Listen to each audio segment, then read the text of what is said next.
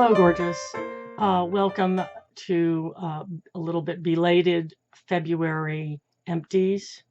Thank you all for bearing with me this week. As y'all know, my father passed away on February 22nd, and I appreciate all of your prayers and kind wishes. And I do want to talk about my father a bit, which I will do at the end of this video for those who aren't interested. I'm fresh out of the shower. It's Sunday. I'm not going anywhere. So I'm not going to put on makeup. I am toned and moisturized, and it's as good a time as any. Okay. This is the last of the Redken Extreme Shampoo Fortifier for Distressed Hair. My hair was not distressed, but it was on sale, and it was fine. It just seemed sort of like I don't know. You wouldn't think something that's fortifying distressed hair would act like a clarifying shampoo, but it really did. So anyway, it's all gone. It's not cruelty-free. I wouldn't buy it again. This is my Applied Nutrition Longer, Stronger Hair and Nails. I keep on taking it because it seems to help somewhat. I used up a little, let's see, Sally Hansen Salon Gel Polish Acetone Remover. So this is the last of the acetone. No, actually, that's not true. I found another bottle back here that I didn't remember I had. So I have one more bottle of acetone type polish removers to go through, and then it's going to be all cruelty-free for me. Went through a bottle of Centrum Silver because another bottle of Monolaurin, which I take on the recommendation of Elle. Elle is for beauty. I'll list her below. I recently switched to a different brand that has higher milligrams and also costs a third as much. So as much as I like to spend my money where I live, sorry, local health food, $35, $9, sorry.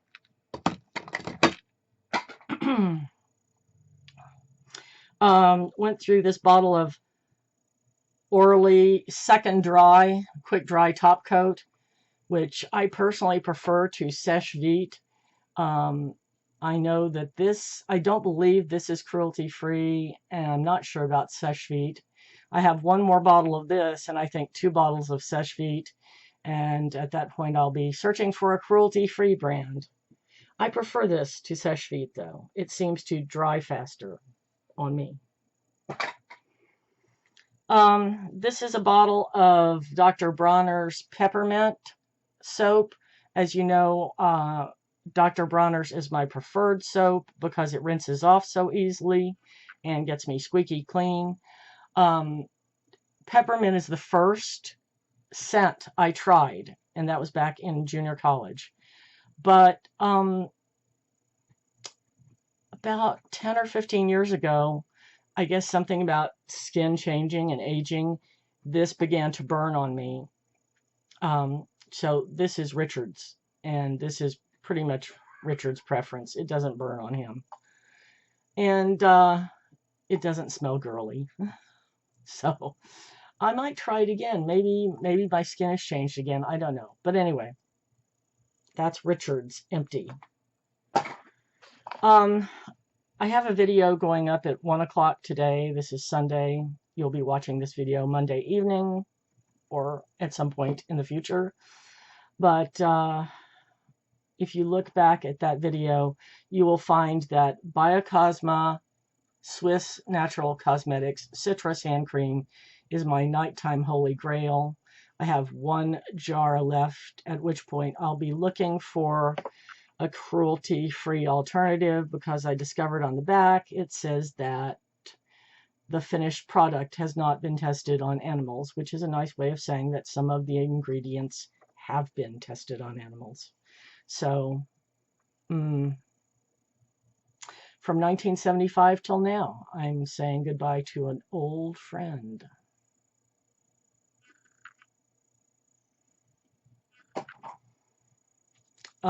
This was a bottle of Philosophy Spice Cinnamon Stick body wash that I bought not this recent Christmas, but the previous Christmas, and I had it in my mind that it was cruelty-free. It's not.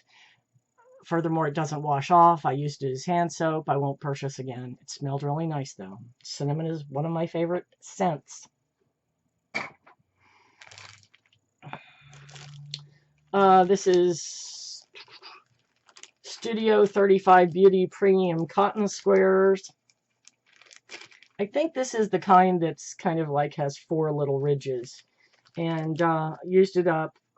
I'm getting close now. I have one more bottle of those weird pads and probably one of the little rounds.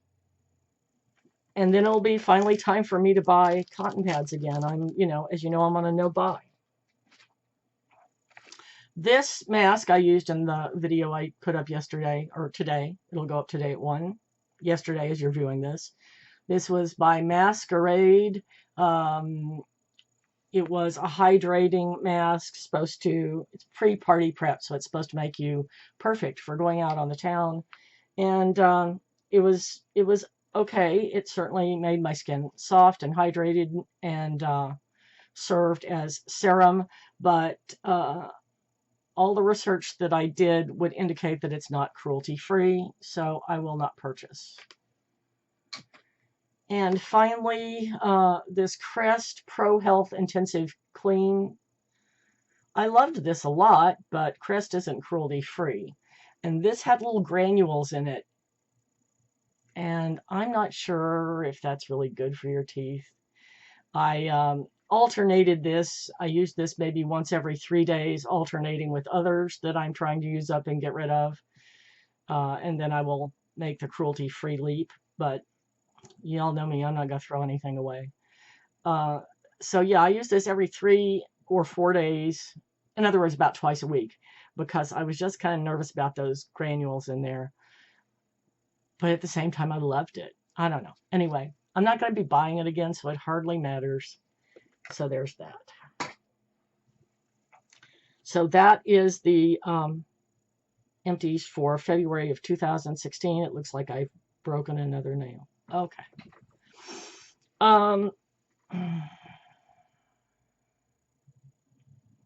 I took this last week off, and I ended up taking a rather lengthy nap every day, and I think maybe that's what I needed to do. Pardon me. In case you're interested, this is Mugicha, Japanese barley tea, decaffeinated, naturally decaffeinated.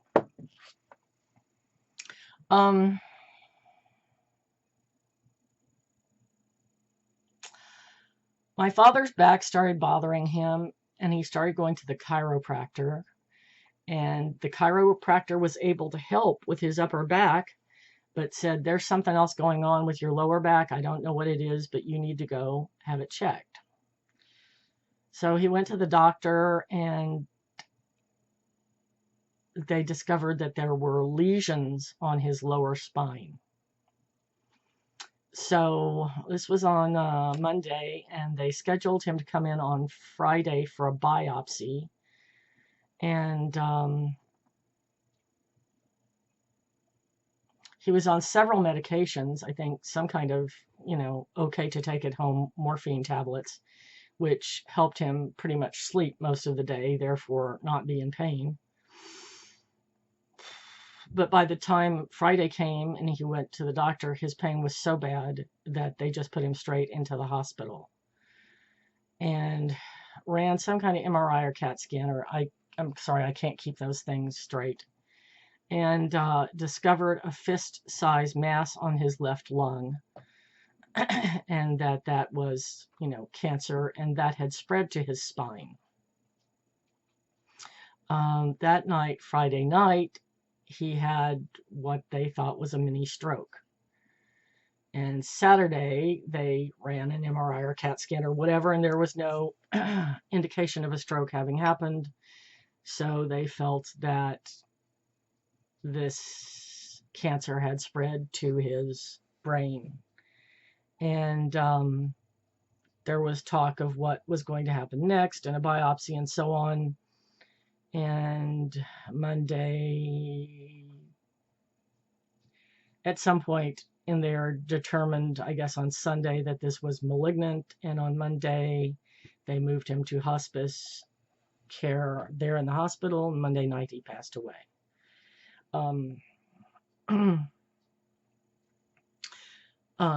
Bob was my birth father, who I've had the privilege of knowing for, I need to look at the camera, sorry, knowing for the past 16 years. I'm not at this time going to tell you the whole story of finding my birth parents. I'll say that for another time. But I will say that he was from Mississippi. He was a musician, played guitar. He was in the Air Force in Newfoundland. And that was the Korean War. And he was a DJ. And on a trip home on leave, he blew off his left thumb in a hunting accident. And so that put an end to his Air Force days. And he came home and met my stepmother and got married and had my 5 siblings, 2 sisters and 3 brothers. And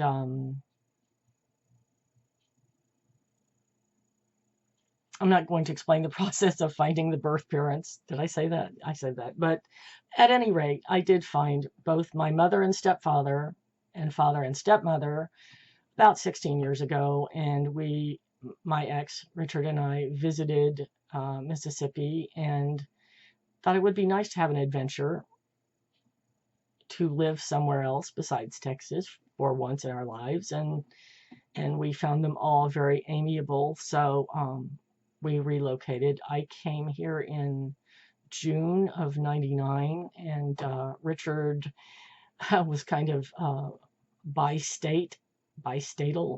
anyway, went back and forth for a year and moved here in August of 2000.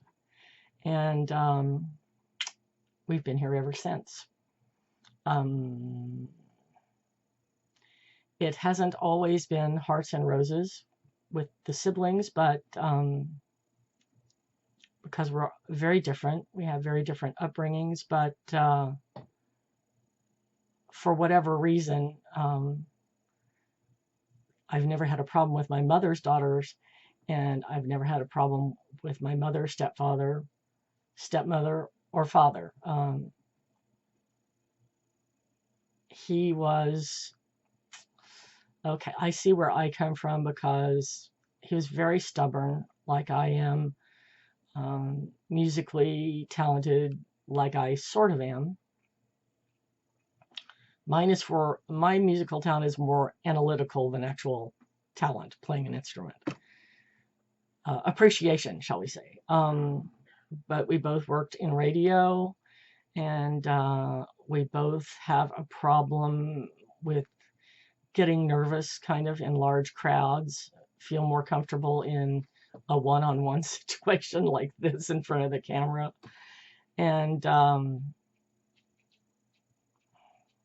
he was a wonderful father for the brief time that I had him, and certainly had a lot of wisdom to share with me that I'll never forget. Hold that thought. Don't you hate it when this happens? Telemarketers aren't supposed to call your cell phone, are they?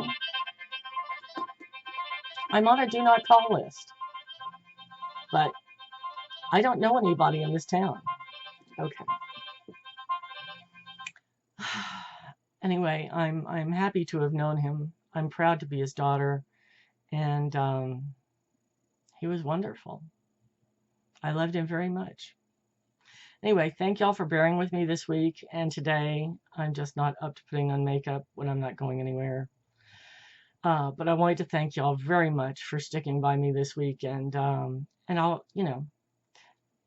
this video I'm making on a Sunday will be up tomorrow, Monday or Tuesday, and I'll be getting back into the swing of things.